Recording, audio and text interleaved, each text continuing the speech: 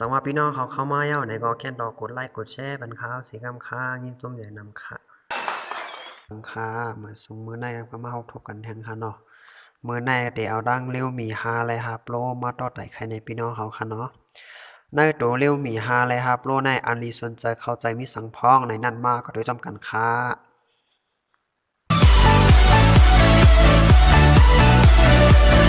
ไอ้ตัวเลี้ยวมีฮาเลยครับโลนะค่ะเนาะปืดตัวมายาวขาต้อมหนังอันดีพี่น้องครับมุงมองไว้นั่นค่ะเนาะ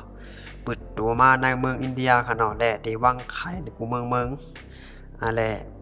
ในเลี้ยวมีฮาเลยครับโลในเขาปันมากองไข่ตั้งหลัง4อันกำเดียวค่ะเนาะ4อันกำเดียวค่ะตอนดัดที่ถ่ายแค่พังแดดตื่นว่าอ่ำโดนแล้วเจ้าค่ะเนาะที่มีบาอัลตร้าไวด์ตอนดัดที่ถ่ายแค่พังเดียนกว้างๆนั่นค่ะเนาะแล้วก็กาขันมันก็กาสังค่ะเนาะแต่ดี 4,000 วัตต์นั่นขนาดเนาะอะไรว่า 4,000 วัตต์เว้ยอะไรว่าเป็นค่าขนาดถูกเต้ๆนั่นขนาดเนาะแล้วก็เข้ามาโดยเตียนคึกตอนในริวมีฮาเลยฮาโปในขนาดเนาะเตียนคึกตอนในเป็นกองไถนั่นขนาดเนาะกองไถแน่มันแจงลีนั่นขนาดเนาะมันจะอยู่ดีตั้งแจงมันจะอยู่ดี48ล้านพิกเซลเลยมีอัลตร้าไวด์จอมจะถ่ายไลท์ลีนะขนาดกองไถในกึ่งเรียบก่อนตาคนถ่ายแค่พังกอลีคนนั้นถ่ายวิดีโอกอลี48ล้านพิกเซลนั่นแหละว่าคือตอนเต้นนั่นขนาดเนาะลองถ่ายนั่นน่ะ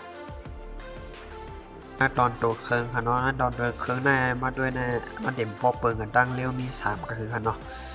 ไรว่ามันก็ดีง่ายๆกันนั่นกันเนาะเดเปิงมากกว่าสีมันนั่นขนาดเนาะเอามาด้วยตั้งหลังมันได้ว่าแคบนั่นเพราะจะเป็นหางเงา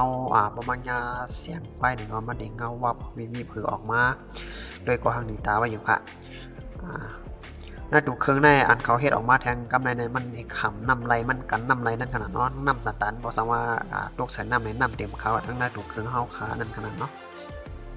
เอามาด้วยแทงในหน้าจอขนาดหน้าจอในเป็นหางหยดน้ำขนาดเนาะตั้งหนึ่งว่าดีเป็นกองน้ำนั่นเป็นหางหยดน้ำ water drop ใน Android น่ะจะเป็น 9.0 ค่ะเนาะColorOS น่ะเป็น Color 6มาด้วยในแบตเตอรี่น่าจะมีอยู่ตีปันมาอยู่ 4,000 ไป35มิลลิแอมป์ขนาดเนาะยาวปันมาไหลวูบชาร์จไว้นั่นขนาดเนาะอะไรว่าบ่ปันมาวูบชาร์จที่ไหนก็เฮาชาร์จกำให้ขนาดเนาะไฟกดตีเนี่ยปนให้จุ่มมองไปก็ไฟกดตีเนี่ยนั่นขนาดเนาะในหน้าจอในเป็น IPS LCD นะครับเนาะด้านกว้างมันมีอยู่ 6.5 นิ้วค่ะตั้งแจงแคปหางหน้าจอมันนั่นเองเป็น Full HD Plus ค่ะเนาะได้เป็น1000by 80คูณ2340พิกเซลค่ะชิปเซตอันเจอในรุ่นได้เป็น Snapdragon 712 AIE ค่ะเนาะได้เป็น CPU ของมันตั้งไว Octa Core มันได้มีอยู่ 2.3 GHz ค่ะเนาะอะไรว่าไวเด่นนั่นค่ะเนาะอะไรว่าไวAndroid มันจะเป็นอยู่ 9.0 ค่ะเนาะมาจอม ColorOS 6.0ใน ColorOS ในก็อะไรว่าขึ้นจื่อในลองมันไวนั่นกันเนาะมันเฮ็ดให้ขึ้นเฮาไวมันคำขนาดเนาะในแรมในเขาได้ปันมาอยู่หลายแสนเขาได้มีอยู่4กิกยาวก็6กิกยาวก็ได้มี8กิกนั่นขนาดเนาะแล้วตอนรอมเนี่ยได้มีอยู่2มิลเขาจะเป็น64และ128กิกยาก็ในรุ่นในมันได้รับรายหางมันได้รับราย micro SD micro SD card เนาะ micro SD card ใน250กิกนั่นครับเนาะก่อนนั้นในตอนได้เซฟข้อมูลในสั่งเซฟวิดีโอเลยสั่งเซฟแคปหางในสั่งเนี่ยนะมันรู้ไม่แล้วค่ะเนาะ250กิกแล้วก็ในตัวเครื่องมีทั้ง128กิกเนี่ยก็มันก็น้ำมอขนาดเนาะรายวันนำเต้ๆค่ะ PU ค่ะเนาะรายว่าแห้งนั่นขนาดเนาะแรมก็เข้าปันมันน้ำกึ่งแลบตอนดาคนเตเล่นเกมนั่นขนาดเนาะกำนำกับปันดาเหลียวแน่เกมมาแฮงนั่นขนาดเนาะเพราะว่าเฮาติดด้วยซื้อ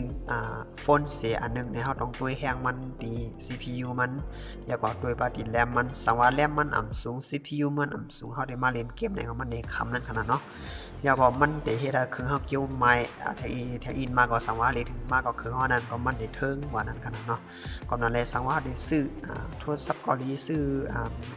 โฟนมือถือเสียงอันเกาหลีเฮาถูกดีไลเลียเห็นด้วยว่าอันใดคือแบบตอนตาเฮาได้จัดสังนั่นน่ะขนาดเนาะสั่งว่าเฮาซื้อมาแล้วมันจะดีเนี่ยก็มันได้เสียเงินเฮาหลายๆไว้นั่นขนาดเนาะกล้องหน้าค่ะเนาะกล้องหน้าได้ตามความละเอียดตั้งแจ้งมันได้มีอยู่16ล้านพิกเซลค่ะเนาะกล้องหน้าได้เป็นผาหางหยดน้ำเป็นของ Sony IMX 471ค่ะเนาะ กล้องหลังได้มี4ตัวเนาะเป็นระบบ AI 48ล้านพิกเซลแปลว่าตอนได้ถ่ายแค่พังเกาหลีถ่ายวิดีโอเกาหลีนั่นแหละคือตอนหนาวค่ะยาวอัดไลฟ์ 4K แท้นะบ่ได้ถ่ายวิดีโอให้ตัดต่อวิดีโอจังไหนอะไรว่าแจ้งกันเนาะเอามาโดยในระบบเซ็นเซอร์ค่ะเนาะเซ็นเซอร์นั้นนึงเนี่ยเฮาสแกนลายนิ้วมืออะไรนั่นค่ะเนาะลอกลายนิ้วมือมันจึงว่าเฮาได้ลอกเครื่องเฮาเลยลายนิ้วมือเนี่ยก็เฮาสแกนลายนิ้วมือไลเอามาดูฮู้ชัดค่ะเนาะฮู้ชัดเนี่ยเป็น USB Type C เส้นใหม่ค่ะเนาะเส้นใหม่ครับแล้วก็อันนั้นเครื่องในคาบไหล2ซิมค่ะเนาะคาบไหล2ซิมยาวคาบไหลสัญญาณ 2G 3G 4G นั่นค่ะเนาะตอนตามมือในเดี๋ยวมีจังไหนค่ะเนาะสังว่าอันค่าเฮาไล่ลัดมาในของมันก็ได้มีที่ตัวขายมันอยู่กำพองในขนาดเนาะสังว่าพี่น้องเขาครับอันนั้นถึงได้สร้างเขาแนะนำสิมีเมลได้สร้างในคอมเมนต์ตั้งแต่วิดีโอในไลน์ค่ะเนาะคอมเมนต์ไว้ค่ะเขาเรียนเห็นใครรู้จักเรื่องโทรศัพท์รุ่นหลายแทงเขาเอามารีวิวในรุ่นหลายแทงในก็คอมเมนต์ไว้ตั้งแต่ในค่ะเนาะข่าวเด็กข่าวเตอที่ออกมาปันพี่น้องเขาไล่ด้วยนั่นขนาดเนาะไล่คู่ไล่มินกว่านั้นขนาดเนาะเอาค่ามาส่งค่ะ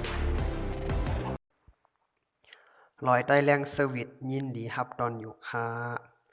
หมายส่งค่ะหมายส่งพี่น้องเขาดังเสียงค่ะเนาะเฮาค่ะรับแม่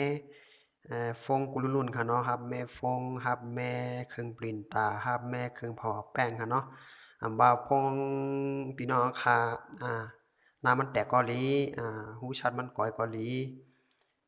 ใครพอกพรใต้เกาหลีไหนมาจุดีเฮาค่ะเนาะที่เฮาค่ะรอยได้แรงเซอร์วิสค่ะเนาะยินดีรับตอนอยู่ตาเสค่ะสังว่าพี่น้องเขาสนใจใครต้องถามในสัง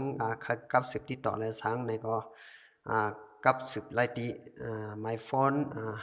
0612916427ค่ะเนาะใจเราคำค่ะแล้วก็0979590608ค่ะได้เป็นใจองค์ค่ะเฮาค่ะยินดีรับตอนอยู่ตาเสค่ะเมื่อสงค่ะ